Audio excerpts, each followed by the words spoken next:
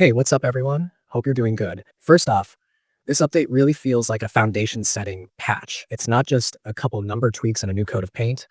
It's more like the developers stepping back and saying, okay, how does this game actually feel when real people are grinding it? And that shows up immediately with the system wide changes. Projectiles, for example, have been reworked in a way that finally makes interactions clearer and way less frustrating. Now, if you interrupt someone during their projectile recovery, you're getting a much more meaningful punish instead of this awkward reset to neutral. Charged projectiles also behave more consistently, especially when tagging, so you're not accidentally holding onto something you meant to release. All of that might sound technical, but in actual matches, it translates to fewer what just happened moments and more situations where the better decision really wins out. Movement also got some quiet but important love. Backdashes and forward dashes are now distributed more evenly across the roster, which helps reduce those extreme cases where one character feels impossible to pin down while another feels glued to the floor. On top of that, the universal jab speed change is a big deal. Shaving even one frame off startup doesn't sound huge on paper, but in a tag fighter like this, it makes close range scrambles faster and more honest. You're going to feel this in pressure situations where reactions matter and defensive players actually get a chance to fight back. Assist changes might be one of the most impactful parts of the patch, especially for anyone who leans heavily on assist pressure. If your assist gets hit now, it's going on a 4-second cooldown, which is long enough to force you to think twice about throwing it out carelessly.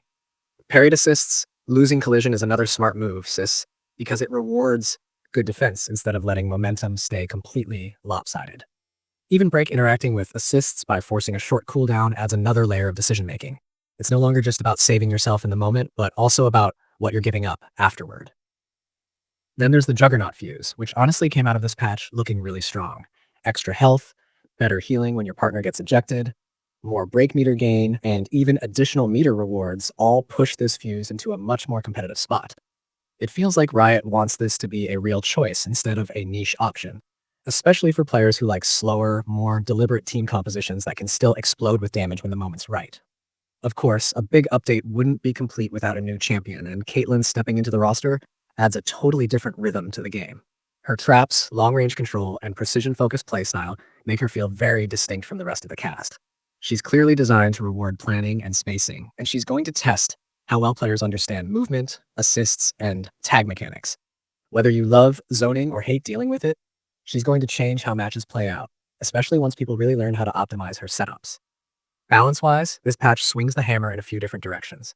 Some characters that were dominating neutral or snowballing too easily have been toned down, while others that struggled to keep up finally got tools that let them compete.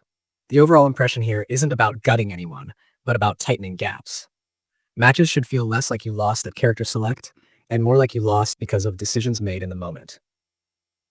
That's always a good sign for the long-term health of a fighting game. Quality of life changes deserve a shout too, because they make the grind smoother. Training mode improvements, the ability to enter training while waiting in ranked lobbies, better tutorials, new missions, and cleaner UI elements all add up. None of these things steal the spotlight, but they absolutely matter when you're spending hours learning combos, testing team synergies, or climbing ranked. Console players also get a lot out of this update with full platform support, achievements, trophies, and crossplay functionality tying the whole community together.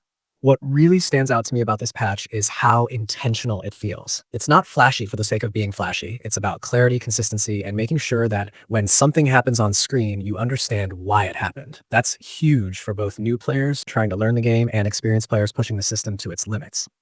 If this is the direction future updates keep going, 2x KO is setting itself up with a strong competitive backbone and a much smoother learning curve at the same time. So yeah, this update is a big step forward, and it's one of those patches that might not feel explosive at first glance, but the more you play, the more you realize how much better everything flows. Matches feel fairer, decisions matter more, and the game overall feels like it knows what it wants to be.